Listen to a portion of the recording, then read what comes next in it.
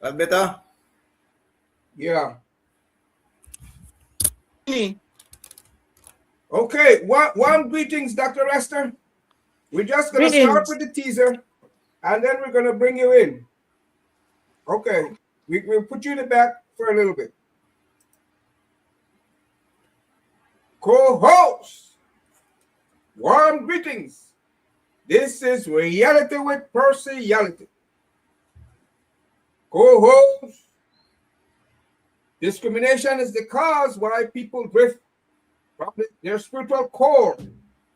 As you know, human beings are all God-breathed, and God is a spirit. People discriminate more and more as they become identified with A, B, and C. You come out of the womb, i.e., you start identifying with your nanny, your family. They take you to a church. Maybe you later become identified with a political organization. You certainly identify with your country and so on. And whenever you say, these are my people, you're saying the others are not so, you're discriminating. God is one and the universe is one energy. Therefore, a person needs to trade in all those ID badges for one universal identity. When you identify with the universe opens up to you. And in the spirit realm, only in the spirit realm, you're able to grow without being impeded. Grow and expand limitlessly. For everything in the physical created universe comes with limitation, comes with boundaries. In a country such as independent Belize, being independent going on 45 years come September, with one constitution, which is the supreme law of our land, tolerance cannot be the standard. For a man, i.e., who only tolerates his wife, will sooner or later end in divorce.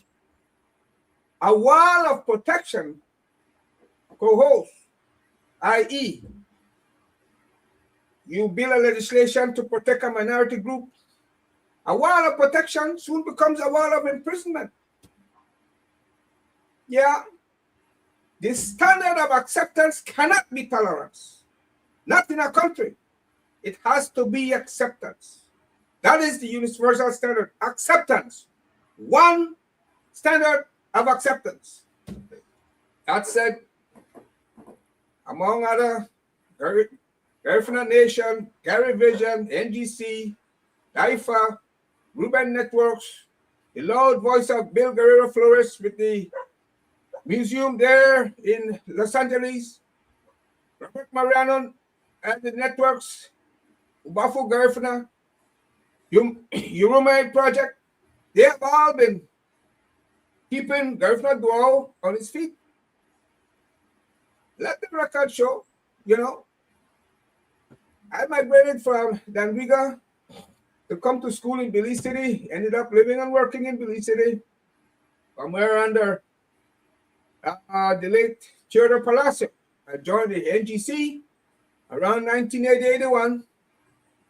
Yeah.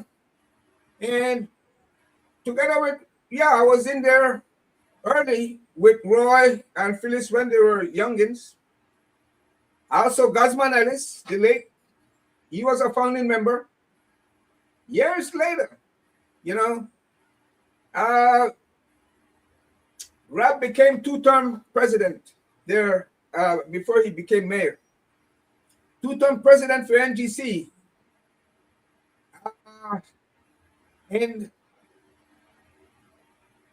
he invited me from the Ministry of Foreign Affairs to make a presentation to NGC about going to the ICJ, whether or not the pros and cons.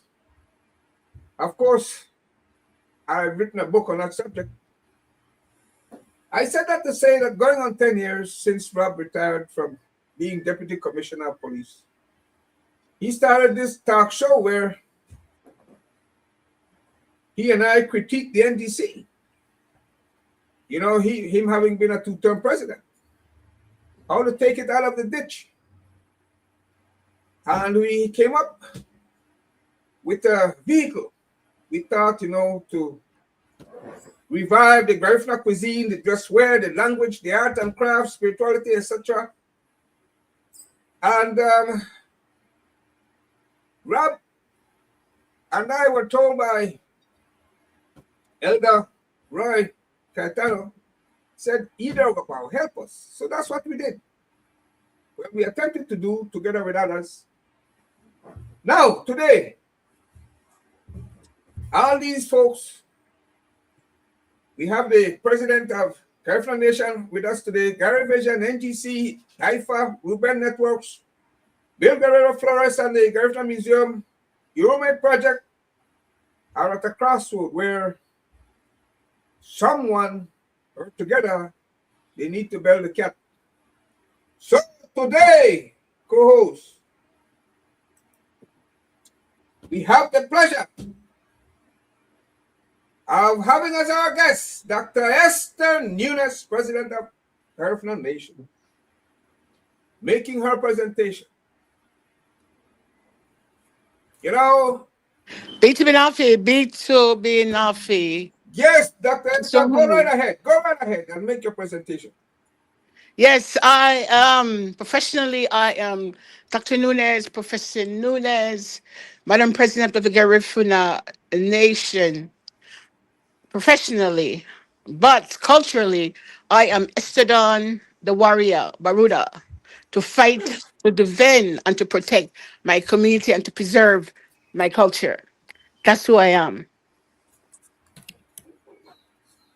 Originally from Dengriga, Belize, attended Sacred Heart School in Dangriga under the auspices of the missionaries, the convent.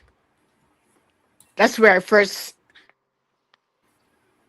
my eyes opened Yes, yes, in Dangriga, Belize, in my small little community yes. behind the convent. Mm-hmm. And that's how my journey initially started Yeah. to where I am at this juncture in my life in New York City. Mm-hmm.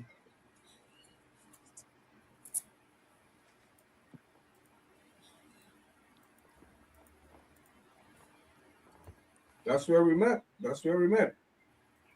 I was a gardener at the convent. That's where you and I met, Esther. As you get up for, Yes. yeah, that's where we met. That's where we met. Go ahead. And under the again, under the auspices of the nuns, whereby that's where my enculturation initially started in my community, in my Mm-hmm. enclave, my Garifuna community. My enculturation started, my acculturation started there within my Garifuna community. And then of course my intellectual, the way I think and see the world, it was influenced by the missionaries in Belize. So Mm-hmm. later, as I evolved later and transitioned to the United States, I began to question my very existence. That's how my journey started in quest of searching for my identity as a Garifuna woman. Mm-hmm. Go ahead. That quest initially, my quest initially, as I pursued my PhD in Mm-hmm. interdisciplinary studies in humanity and culture, it took me to my homeland, Urume, St. Vincent, to become cognizant, to become enlightened in regards to what we Garinagu have gone through. So hence, because I had visited Urume in 2017, and Urume, because when I encounter in Urume, it left an indelible mark on me that I had to return to Urume to reinforce the notion in regards to identity, in search of my identity, being a Garifuna, living in Belize, living in Dangriga, and have attended school for 6 months in Belize City, have impacted me so much that I had to question who I am, me in terms of my identity, being a Garifuna. So Mm-hmm. being a Garifuna, I had to search for the truth, who we are as a people. And Yes. that quest, that search, took me to research the Garinagu, amplifying and underscoring Balisa, whereby the atrocities, the Holocaust against our ancestors occurred. And from the data collection, which I gather from those contingent that travel in Balisa, in St. Vincent, Urume, in 2017 and 2019, the data collection I gathered Mm-hmm. It was riveting that indeed the Garinagu people are in trauma. We are trauma. And there's a need for us to return to Balisol through pilgrimage to Mm-hmm. reconnect with our broken past. As I have Yes. slowly healed by visiting Balisol in St. Vincent's. So hence my research, retracing the footprints. The title is Retracing the Footprints of My Ancestors Mm-hmm. in search of reconciliation and healing through pilgrimage. That is the title of my book, my research, Okay. focusing on Balisol. To be Okay. continued. Yes. Balisol, I coined Balisol as the door of no return. I coined that Mm-hmm. term, the doors of no return. Why did I coin that Balisol as a door of no return? Mm-hmm. Because because of my visit, historically, I had to visit because we Garinagu are a mixture of West African and also Arawakan. So hence Yes. I had to return to the motherland to solidify my essence, to solidify my truth. And hence Mm-hmm. it allowed me to visit Ghana, Senegal, Gambia, and Togo to the doors of no return, where all the ancestors in the Western Hemisphere was sent to those doors of no return to build Western Empire. So hence, never to return in the Mm-hmm. minds of those imperialists, in the mind of those usurpers, if the minds of those oppressors that the Africans who were sent here to build Western Empire, they were never to return to the motherland. Similarly, the Garinagu, as we were shipped, not shipped, but rather exile and Holocaust on Balisol. In their mind, we were never to return as Garinagu to St. Vincent, to Balisol. But hence, I underscore this that Garinagu, again, our cosmology is Albo, Amurino. I for you for me, meaning that our ancestors, as their bones wither beneath the soil in Balisol, we had to Mm-hmm. return to Balisol because with our ancestors, our spirituality is embedded in Albo Amurino, meaning that our ancestors take care of us as we Yes. continue our journey here on earth. So those Yes. bones were there from 1797. Those bones were there. And we, Garinagu, never returned to Balisol for almost 150 years to Mm-hmm. give reverence to our ancestors. I mean, our principle, which is embedded, Albu and Murino, they're there just wither in Balisol, but today, in contemporary times, in the 21st century, the descendants of the Garinagu are returning to Urime, to give reverence to our ancestors. And that's where my healing Okay. Yeah. We're has listening. taken place. Yeah. So that's where I am at this juncture in terms of preservation of my Garifuna culture, preservation of my Garifuna history, Garinagu history. That is my responsibility to make sure I preserve and leave behind legacy for those yet not born in regards to who we are as a people. Very strong people, powerful people, always fighting against the current and the powers that be. They know Mm-hmm. who we are. Some of us, we don't know who we are. Mm-hmm.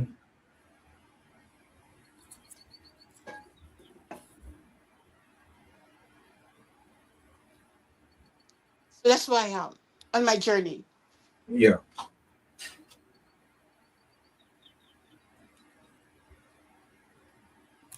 Yeah. Yeah. Co-host. Okay. Esther, go ahead. Yeah. Oh, okay. I'm here. Esther, good Yes, I'm morning. Yeah. here. Yeah. Go ahead. Are you finished? I'm done. Yeah, I yeah. introduced I myself. just wondered if I may, host, tell us a little bit about Garifuna Nations. What Mm-hmm. it does, what it is, and overall objective. Initially, Garifuna Nation was founded in 2014 by Wellington Ramos, Joseph Guerrero, a few Ruben Reyes, a few contemporaries because of the social, political, economic issues that Garinagu diasporically have endured. So hence we need one voice, a single voice. So that's where a single voice to challenge the status quo on the international stage. That's where Garifuna Nation comes in. That we challenge, well, hopefully that which what I'm asserting, for us to have a voice at the United Nations as indigenous people, because we are indigenous people. So with Garifuna Nation, you have to be a Garifuna for us to be passionate to preserve and defend and protect the culture. And in Garifuna Nation, the people that we are aligned with, which I refer to them as the Baruda and the Mhm. Shatuwe, that they specialize in their field. They specialize. Mhm. So this is like making a contribution back to our community. Knowing historically what we have gone through, we are people who are nomad people, are people who have been displaced from Urume, living in the diaspora in Rotan in Honduras, in Nicaragua, in Belize, in Guatemala. We are displaced people. And wherever we settle, wherever we live, we are challenged. We have to fight against the powers that be. We have to fight for our land rights. We have to fight to be a part, to partake in the political structure in these places. Because we are just nomad, I say nomad people, people without borders. So hence we live on the margin, we live on the periphery. So if we, Garifuna Nation, if we can facilitate those people as they are fighting for land right, as we are fighting for land right in Belize, if we can facilitate them with a legal team to fight Yeah, our you struggle, especially land right in Belize, whereby these multinational corporations are coming inside of Belize and taking the Garifuna land without their permission, aligned with the government.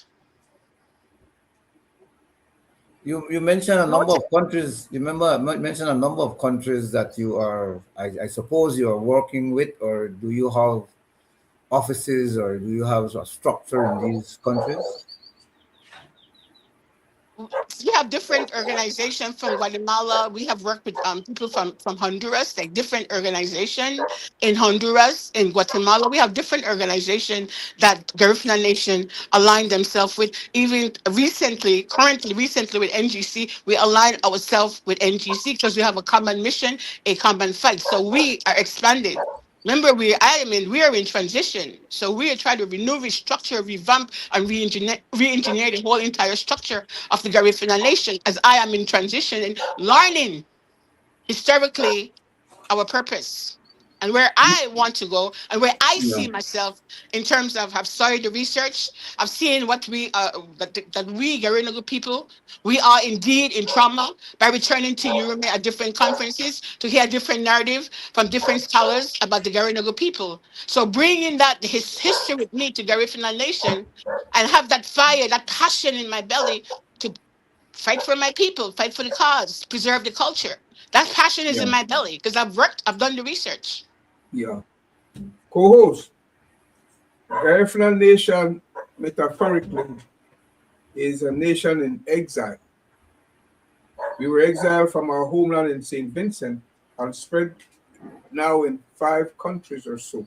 Diasporic countries Yes, where we namely yeah. Honduras, Belize, Guatemala, Nicaragua, a great portion in the diaspora, United States, and there are Yes, London Garibu too. London, in London. London, in St. Vincent, but they don't speak, so they have a steep learning curve because the culture has been wiped out there. So Garifuna Nation has every intention to put an office in each of these 5 or 6 countries or so. It's an umbrella organization that will support the like NGC, the local branch. So Yeah. that's Esther is gone. We lost her, but she'll come back. So that's the essence. and the goal. So at the moment, as you know, yeah, you're back, Esther. Let me put you back. So, Esther, tell us about the support. You have a draft memo that you issued or about to issue to NGC to support their land communal land rights, right? Yes, we do. We have a yes, yes, yes. In conjunction to align ourselves with NGC as we fight for land rights and have our legal team to facilitate us with searching for justice for the Garinagu people. Yes. So yes, we do. And the matter, you got a sister too who's a lawyer in the U.S. Am I right? Yes, my sister Elswit Ogales, she is an attorney. Yes. Yes. So Okay. consultation is needed as we fight for our Garifuna land rights in Belize. Yeah, I know Elswick, like I know you. Okay, so then now you're setting up you're about to set up an office here in Belize, and um, this matter will definitely end up in court the way it's going. Um, there are ongoing negotiations. The government has established, a committee, and the Garinagu NGC in particular are involved in those negotiations. But they will certainly need, and they do appreciate the help of Garifuna Nation as the umbrella arm. And I am not a member of NGC, but I'm told they're appreciative of this huge support you're given, and hopefully that you'll be able to be a party to the case. Um, if and when, and it will eventually go to the court. So be a party to the case. Esther, My brother, but then if you you say my want to brother, comment on that? Comment I on don't that. mean to interject. If you're going to create if you're going to create a commission for a people, what about the people themselves representation? Where are we on the political platform? Are we visible? Where are our voice on on this commission that they formulated? We need to be represented. Our interests. This is our interest. So hence, they need to hear our voice. It is true. Um, Firstly, uh, I wanted to, if I may, Go ahead. I just wanted to Um, ask, have there been any agreement with the government so far? You spoke And of a no, so commission. far I've read some articles that the government does not even recognize indigenous right, the Garifuna people as indigenous right. Thus far, I have read that our recently we have Garifuna schools, but our curriculum is not even in the schools. So how they see us, how they deemed us, like the um, Mayans, invisible.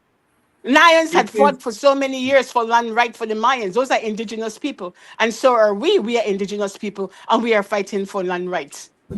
I mean, a right for self determination as indigenous people in the diaspora in Belize. But nonetheless, the government, they're not working with us. co-host. Let me refresh your memory. Yeah. When the president of NGC was on our set here,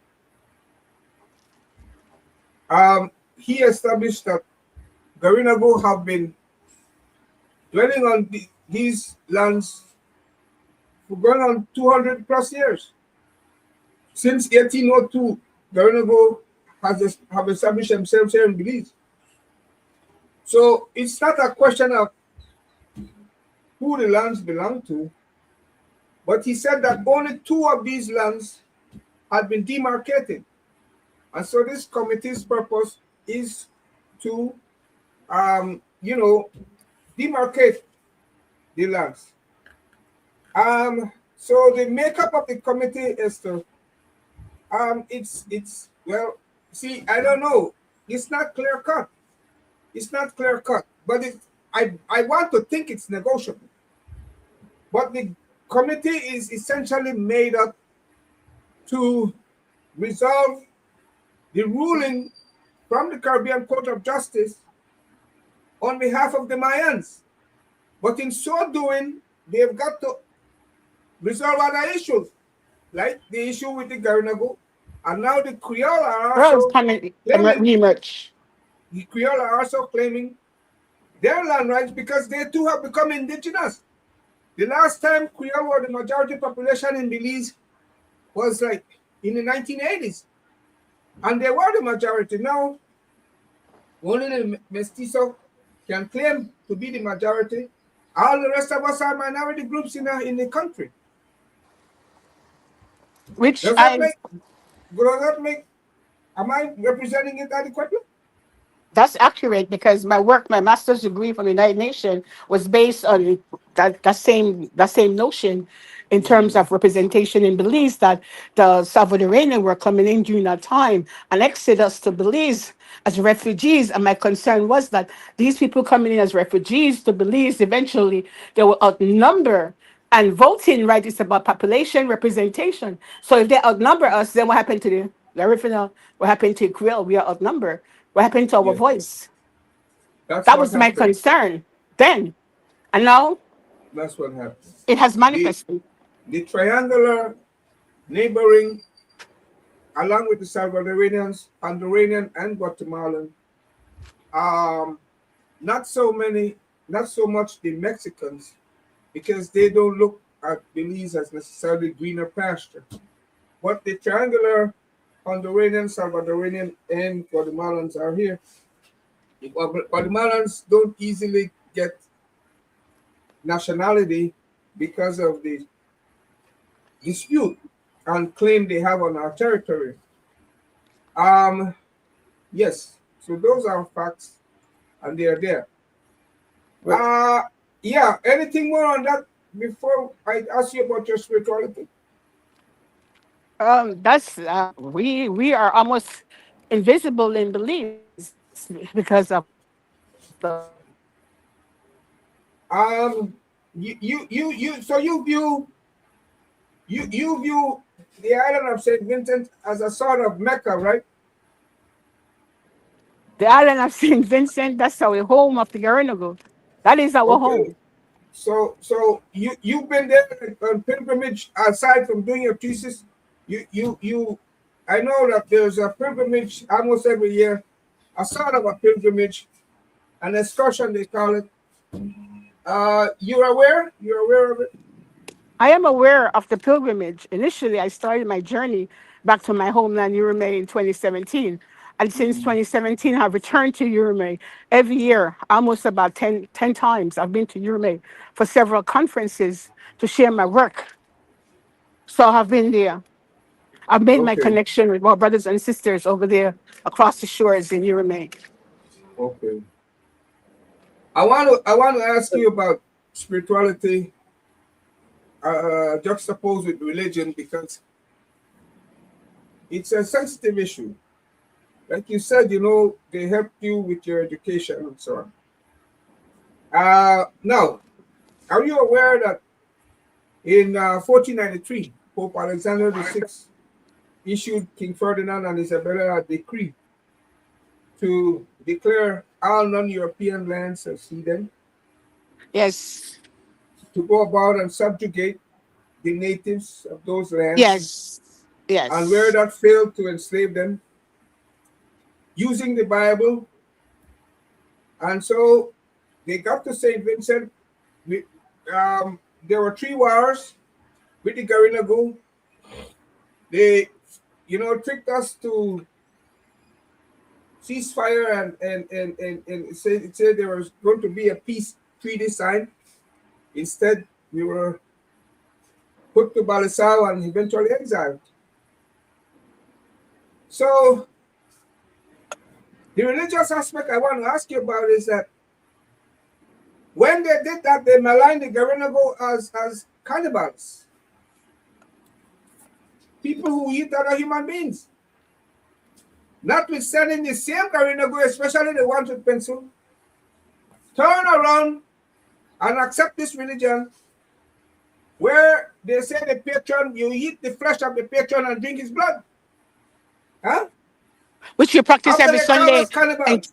and which you practice every Yes, Sunday in yes, Catholic Church. The yeah. blood of Christ, the body of Uh-huh. Christ. What sense does that make? But certain rules apply to different Inoculation. people. Inoculation. So I'm saying, right? I'm saying that even the Dabuyaba, it works around the Christian holidays.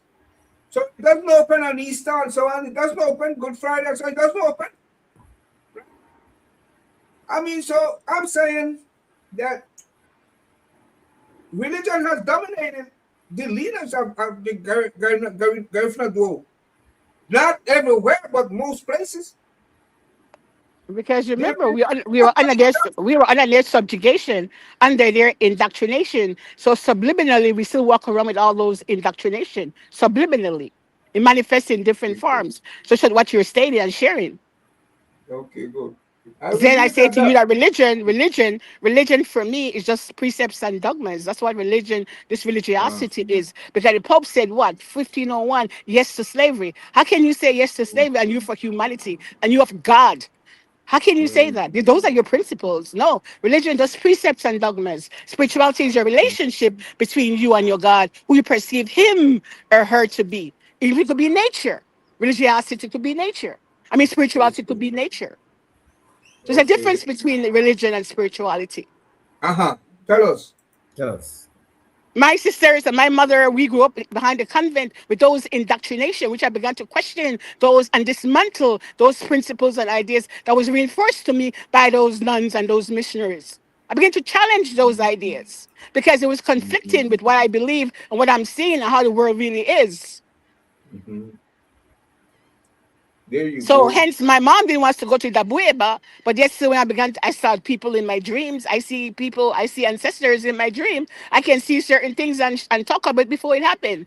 Where is that coming Yes. from? That's my Garifuna spirituality. When I went There to you St. go. Vincent, when I went to St. Vincent for the first time, I Oeha several times what Oeha is. You know, my sister said, please don't embarrass us because they don't Yes. believe in Oehan, they don't believe in that Boyeba. But what happened when I was in St. Vincent, the ancestors Mm-hmm. are there heavily. I was out of control in St. Vincent. That's the reason why I had to research who we are as Garinagu. This is impacting, it was impacting me personally. What is this? It was our Yes. spirituality. Mm-hmm. And similarly, in Yeah. 2019, when I left that land, going to Baliso in 2019, I cried. Why am I crying so much? Out of control. Why am I crying? Because I felt the spirit of the ancestors. Where are we going? As we disembark from St. Vincent, we are going to Baliso. But in their thoughts and their mind, where were they going? Unbeknown to them, where are they going? As prisoners of Mm. war to Baliso. Mm. Mm. That's deep. That's deep.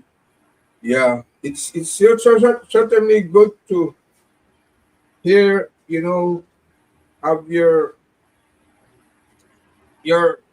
that you immerse yourself in Garifuna spirituality And and as I our was, practice. Yeah, I'm and sorry, our practice. as I Yes. as I was pursuing my degree at nighttime, 3 o'clock in the morning, 2 o'clock in the morning, when I'm writing, I'm not saying that I'm crazy, but I could feel Mhm. presence around me. The ideas just flow freely as I'm writing about the Garinagu experience. Okay. Just for our Creole and persons who don't non-Garifuna speakers, Aubo Amurino is one for all for one, me for you, you for me. That Literally in translated, me for essence, you. Yeah, in you go essence, ahead. Yeah. in essence, our book Amuru no, in essence, is a relationship with us and our ancestors. So you transition. There, if not people do not believe you die, and that's the end of you. It's a spiritual realm. They can see us, but we cannot see them. So they work through Yes. us as we continue our journey here on earth. If there are problems in the family, they come in and mitigate and intervene. That's what we have with Dabueba. So when we have with Dabueba, Okay. people from all over come to family from all over comes to Dabueba.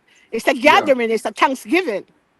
Yeah. That our boy we give reverence to ancestors mean we give food. We give Yes. libation to our ancestors and other cultures across African culture. They practice like giving libation. When a person drink liquor, they drop liquor. Why do you drop that liquor? You're giving libation to your ancestors, Yes. unbeknown to you. Is an element of your culture. Is a practice of cultures across African diaspora. Mm-hmm. Yes. Yes. But Co-host, then whatever you is have, supposed to be yeah. black is Yeah, yeah. diabolical, where sinister, evil. Wherever we practice spirituality is evil, is diabolical. But with them, the Europeans, they're called a medium. Yes, Yes, yes, I'm they, listening. I'm learning. I don't. I appreciate what is being said. Um, and certainly, yes, I understand the difference and how the Garifuna people have been struggling. So, Esther, I'm listening to you. we're coming to a winding down, Esther. You want to give your closing remarks? My closing remark is because Belize is initially my journey initially started in Belize, and because in Belize I was discriminated against. I lived on the margin, I lived on the periphery. I had to question my Garifuna-ness, my Garifuna duo, but that's the power that I gained from Belize for me to continue my journey here in the USA. Because in the USA, anything happen and anything goes. It's acceptable. No social norms. No, anything happens. But because of my background, my foundation from Belize, I was able to continue my journey despite of the challenges, the difficulties I endured as a teenager and as an adult. It is my foundation that gave me wings to fly here in America and pursue my PhD. And I thank my people, my community in Belize to give me that wings to fly and to know, being a Garifuna, to know what's right and from what's wrong, and to help those around me and for us to help ourselves preserve the culture and the continuation of our culture for those coming behind, as our ancestors have given us a gift to humanity. I thank you. Yeah, Esther, two things before you leave, and then, but you won't leave. We'll talk backstage after we go off air. But you recently hosted some kids from Belize, right? Tell us about that. There in Washington, was it? Interestingly, that Dorina, I align myself with Dorina because Dorina, she's about promoting the children, promoting the culture, preserving the culture to children.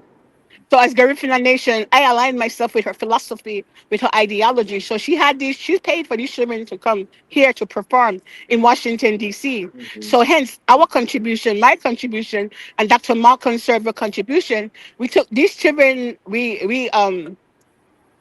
we went to the African American Museum and showed them the trajectory of African American Smithsonian, the trajectory, and I compare the Garifuna journey to the Hmm. African American journey. It's a Hmm. journey of African American from slavery to the 21st century. So I had to compare and contrast the African enslavement. We weren't a part of the African enslavement, but the Yeah. enslaved began to mix, intermingle with us Hmm. in St. Vincent because we Yeah. were a free island. We were free. So when they arrived Hmm. on those shores, we embraced them. So that's where the intermingle began, with those Africans coming, not slave yet, but to be enslaved as captives. Yes. And because Chateauet didn't believe in enslavement, people spoke about a shipwreck. There was no shipwreck. There was a mutiny. A Hmm. mutiny. The Garifuna Hmm. turned over that boat because they were Hmm. anti-slavery. Yes. And he Yes. echoed, I prefer to see my daughter, I prefer to die than to see my daughters enslaved. He quoted that, he echoed that, Chateauet. Hmm. Hmm. What was the name of his wife? You keep repeating it, Baroda. Barauda, I got a Barauda award. Barauda. Yeah. What did she say to him about the wearing the pants? Give me your sword and pants, and I go fight the British. First thing you know, from when I was a little girl, I was always not aggressive, but I fought for Yeah. justice. When I was a little girl, I fought for justice. I hate injustice. Yeah. That was in my blood. Yes. It still is in my blood. Yeah. Esther, yeah, I saw you there. I hope our in Washington, I hope our embassy was kind in hosting you all. I saw you in photo opping with my colleague Nestor Mendez, the Yes, ambassador of our yes. Belize embassy there. Now, finally, uh,